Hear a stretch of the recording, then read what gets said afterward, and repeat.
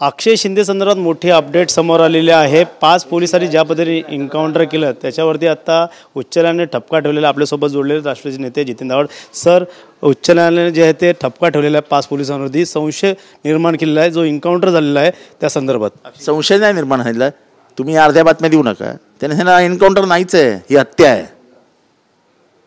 आणि आम्ही पहिल्यापासून सांगतो एन्काउंटर नाहीच, ही हत्याच होती। ही गव्हर्नमेंटनी सत्ताधाऱ्यांनी केलेला हत्या आहे, पोलिसांनी नाही। ही सत्ताधारी म्हणजे जे कोणी संबंधित आहे ते सगळे सत्ताधारी होते।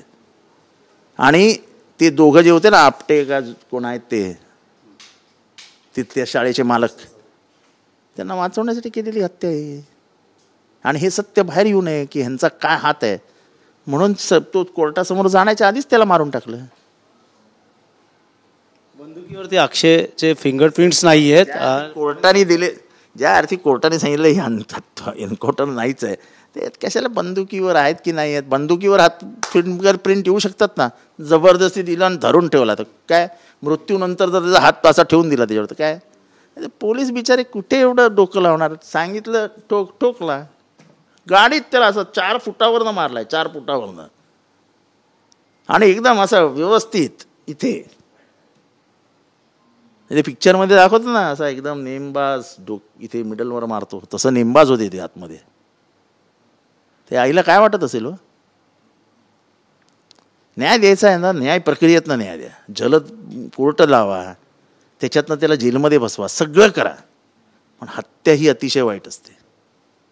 सोमनाथ सूर्यवंशी त्याच्या आईचे अश्रू तुम्हाला झोपू नाही देणार, त्याच्या आईचे अश्रू तुम्हाला झोपू नाही देणार। पत्र्याच्या घरात राहते बिचारी। पाहायला गेलं तर काही दिवसापूर्वी एन्काउंटर झाल्याच्यानंतर देवाभाऊचे बॅनर झळकले होते, गृह खातं त्यांच्याकडे होतं, त्यामुळे वाह होत होती। त्यामुळे प्रत्येकजण त्यावेळेस क्रेडिट घ्यायला गेला। आता ह्याचं पण क्रेडिट घ्या ना, सगळ्यांनी मिळून ह्याचं पण क्रेडिट घ्या। सच्चाई छुप नहीं सकती बनावट के उसूलों से, ये सामने आहे। कायद्याने कारवाई होईल त्यांच्यावरती काय पुढे जाऊन? नाही तर कोर्टानेच त्यांना दोषी ठरवल्यावरती व्हायलाच पाहिजे। त्यांना दोषीच ठेवलेलं आहे कोर्टाने। माझं म्हणणं त्या 5 गरीब पोलिसांविषयी नाही, व्यवस्था हे का असं आहे की कशाला, म्हणजे तुम्हाला काय प्रूव्ह काय करायचं होतं? ठीक आहे, त्यांनी गुन्हेगार होता अक्षय शिंदे, त्यांनी काही केलं असेल तर हो, एवढं आता हे महाराष्ट्रात जे काय दंगा चालू आहे ज्यांच्यावरनं, त्यांचा एन्काउंटर का नाही होत?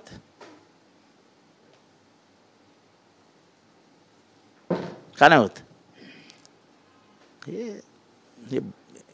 हे मिसयूज ऑफ पोलीस ॲडमिनिस्ट्रेशन आणि इंटरफिअरन्स इन पोलीस ॲडमिनिस्ट्रेशन हे महाराष्ट्राला खड्ड्यात घालेल। आणि मला वाटतं की देवेंद्र फडणवीस त्या बाबतीत मात्र थोडेसे, म्हणजे 2014 आणि ते 19चा माझा अनुभव आहे, ते कडक आहेत। मी उघडपणाने बोलतोय, पोलीस ते हस्तक्षेप करतात, पण अशा गुन्हेगारीनीत ते कधीही हस्तक्षेप करत नाही, कधीही नाही। आणि माझ्या त्यांच्याकडनं अपेक्षा आहेत की हे सगळं त्यांनी खणून काढावं बाहेर। मर्डर करतो माणूस, पोलीस त्याच्यापर्यंत पोचतात, पोलिसांना ते घरातनं निघत असताना फोन येतो, मागे पाड, तो बिचारा इन्स्पेक्टर जाऊन घरी बसतो आणि दुसऱ्या दिवशी त्याची बदलीही होते। असं महाराष्ट्र पोलीसमध्ये होणार असेल तर कोण पोलीस चौकशी करेल? कोण पोलीस करेल? इतक्या उघडपणाने मी हे बोलतोय आणि माझं आव्हान आहे, ऐकलं हे देवेंद्र भाऊंनी मागून घ्यावं आणि ठाणा पोलीसमध्ये चौकशी करावी काय झालेलं आहे या मॅटरमध्ये। त्याची बायको, त्या मेलेल्या माणसाची बायको आजही नाव घेते, का नाही पोलीस कधी नोंद घेत? FIR मध्ये नाव असताना त्याचं चार्जशीटमध्ये नाव कसं नाही येत? बरं, चार्जशीटमध्ये नाव नाही येत तर A summary, B summary, C summary तीही केली जात नाही। बोलण्यासारखं खूप आहे, आज ना उद्या बोलूच। कोणत्या मृत्यू इतक्या सोप्या पद्धतीने जर दाबण्यात येणार असेल तर न्यायव्यवस्था जिवंत आहे की नाही हे विचारावं लागेल। मी आज आरोप करतोय, ठाणे पोलीस कमिशनरने येवं भयारानं सांगावं, नाही तर मी इन्स्पेक्टरचं नाव देतो, त्या इन्स्पेक्टरची नार्को टेस्ट करा, म्हणजे तुम्हाला सगळं सत्य बाहेर मिळेल. सगळं सत्य. कोणी बदली केली, कोणाच्या आदेशावरनं बदली झाली, कोणाकोणाचे फोन येत होते. मृत्यूला जबाबदार माणसाला कधीही वाचवू नका, कारण का जन्म देणारा तो आणि मृत्यू देणाराही तोच. तुम्हाला अधिकार नाही, तुम्हाला वाचवण्याचाही अधिकार नाही कोणाला. भाई मारामारी ह्याच्यात त्याच्यात बलात्कार आणि मृत्यू या दोन गोष्टींमध्ये राजकीय हस्तक्षेप कधीही येता कामा नये. आणि जर मी बोलत असेल आणि खोटं असेल तर मला कोणीही आव्हान द्यावं, मी सगळं जाहीर करून दाखवतो. सैफ अली खानचा मारेकरी जो पकडला गेला ठाण्यामधनं, माणूस इथे बसलाय, याने पकडून दिलाय. हा ह्याचं खानदान माझं 30 वर्ष कार्य करतं. आणि हे मला फोन करून सांगितलं की साहेब, म्हणलं कर. मात्र तुम्ही जेव्हा जेव्हा ट्विट करत होता तर कुठेतरी माझं आजही नाही, मी एक असलं जातीचं राजकारण पकडून देणारा माणूस माझा. ते जाती धर्मावरनं होत नाही हो. जाती धर्म कोण करतं ते कालच्या काही राष्ट्रवादी काँग्रेसच्या लोकांनी भाषण केलंय की का जातीला टार्गेट केलं जाते. कोणी जातीभीतीला टार्गेट करत नाही. तुम्ही म्हणजे जात नाही, तुम्ही म्हणजे जात नाही. तुमच्यातल्या असलेल्या काही साथीदारांनी ह्या जातीला कलंक लावला. तुमची जात फक्त बीडपुरती मर्यादित नाही, ती अख्ख्या महाराष्ट्रात आहे. हे कुठलं नवीन राजकारण सुरू झालंय? जातीला बदनाम केलं जाते, जातीला टार्गेट केलं जाते. कशाला जातीच्या पाडद्यामागे लागता? मला तर आठवत नाही आम्ही कधी जात आणि धर्म वापरून राजकारण केलेलं. आम्ही तर उघड पण आम्ही हिंदू आहोत. सर्टिफिकेट आहे हिंदूचं, ते सर्टिफिकेट आम्हाला कोणाच्याकडनं घेण्याची गरज नाही आहे. मात्र उद्धव ठाकरे असतील या पवारसाहेब असतील यांनी समर्थन दिले ODRसाठी. अशा बांगलादेशींची जी वाढ आढा ना त्यांना. तुम्हाला कोणी अडवलंय? तुम्हाला का रोखलंय का कोणी बांगलादेशींना काढण्या वाचून?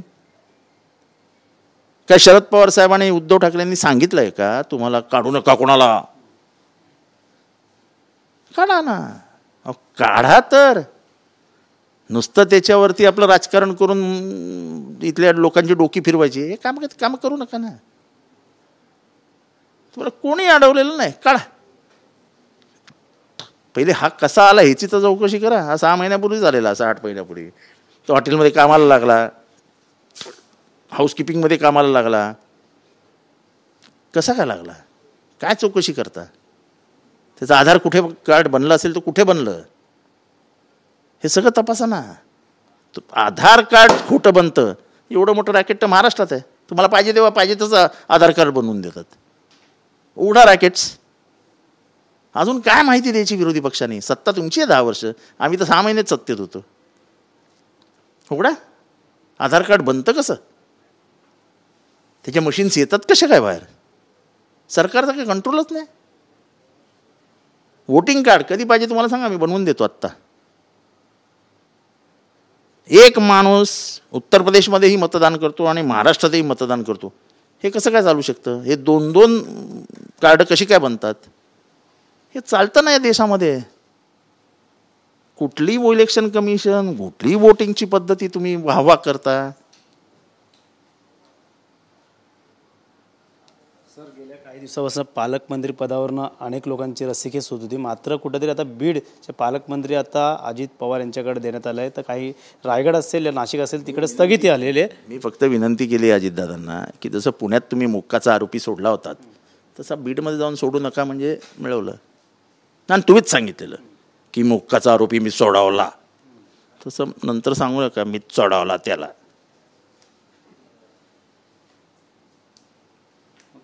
पालकमंत्री म्हणून आता बघायला तर नाराजी कुठे दिसून येते. आणि मुंडेंचं म्हणणं आहे की आता बीडला बदनाम करण्याचं काम सुरू आहे. कोणी केलंयचं आत्मपरीक्षण करावं त्यांनी. कोणी केलं याचं आत्मपरीक्षण करावं त्यांनी. भुजबळांनी देखील नाराजी व्यक्त केली आहे. अजित पर्व हे नाव एक नसून राष्ट्रवादी पक्ष हा मोठा आहे. अजित पर्व हे गेल्या 2 दिवसापासून पर्व पण नाव नव्हतं ऐकलं. म्हणजे 35 वर्ष झाली आता मला त्यांच्याबरोबर जाऊन. आणि हे सगळे लहानाचे मोठे त्या पर्वामध्येच झाले. जर मग तसं पर्व म्हणायचं असेल तर 99पासून एक शरद पर्व सुरू झालं. हे सगळे त्याचेच बच्चे आहेत, त्याच्यातनंच पैदा झालेले आहेत. आम्ही कधी ऐकलं नाही शरद पर्व. एक अधिकारशाही जेव्हा इथे येते तेव्हा अशी पर्व सुरू होतात. राजकारणामध्ये ज्या सिस्टीममध्ये राहतो आपण तिथे कलेक्टिव्ह डिसिजन असतं, तिथे कलेक्टिव्ह लिडरशिप असते. जेव्हा ती आणि एक येते वरती तेव्हा अजित पर्व सुरू होतं. सांगा, सगळ्याचा हातभार लावून राष्ट्रवादी काँग्रेस मोठी झाली. ती मोठे झालेला वृक्ष तुम्ही घेऊन पळालात. शून्यातनं विश्व तयार केलं होतं शरद पवारांनी. त्या विश्वाची निर्मिती झाल्यानंतर ते विश्व तुम्ही हिरावून घेतलं, खेचून घेतलं. त्यामुळे तुम्हाला पर्व म्हणता येतं ना. त्या मातीला हलवणं, तिचं म्हणजे तिला शेतकऱ्यासारखं नांगरणं हे कोणी केलं? जेव्हा फळ आलं, जेव्हा झाडाच्या बुंद्या मजबूत झाल्या, तुम्ही उचललात आणि घेऊन गेलात. आणि पर्व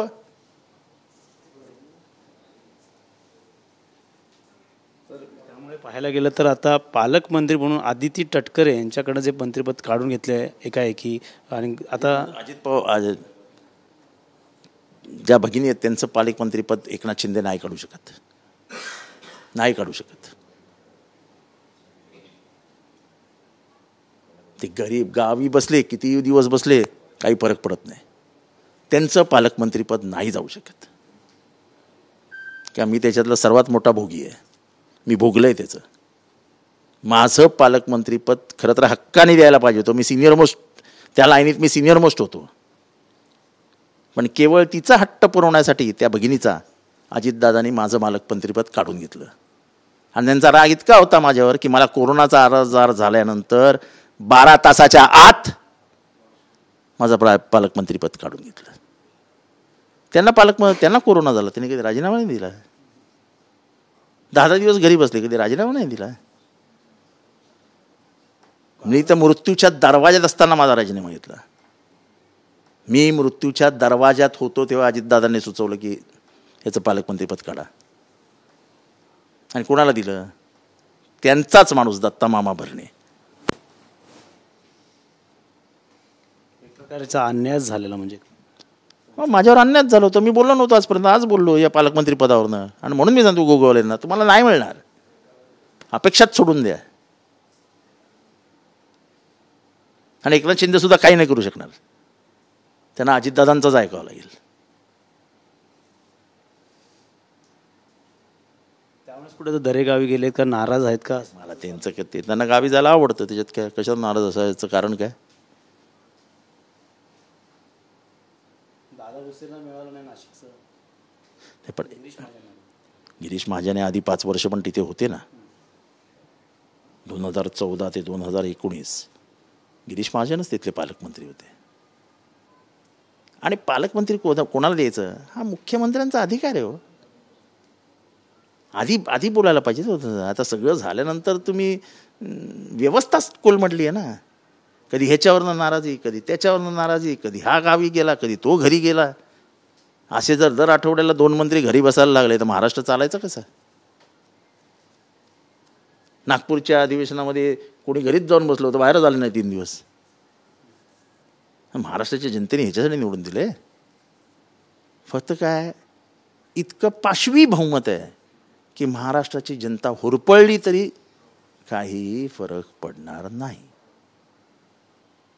धनंजय मुंडेने एक मोठं विधान केलेलं आहे की शिबिरामध्ये की मी अजितदादांच्या पाया पडत होतो, भाजपमध्ये जाऊ नका, षड्यंत्र आहे, असं एक गोप्यस्फोट त्यांनी केलं. त्यांनाच माहिती, मला माहीत नाही. फक्त गाड्या त्यांच्या बंगल्यावरनं सुटल्या होत्या, फोन त्यांच्या बंगल्यावरनं जात होते, सगळे त्यांच्या बंगल्यावर जमा झाले होते, तिथनंच हालचाली सुरू झाल्या. बाकी देवाला माहिती. कॅनॉन रोशनसह गणेश थोरात, TV9 मराठी, ठाणे.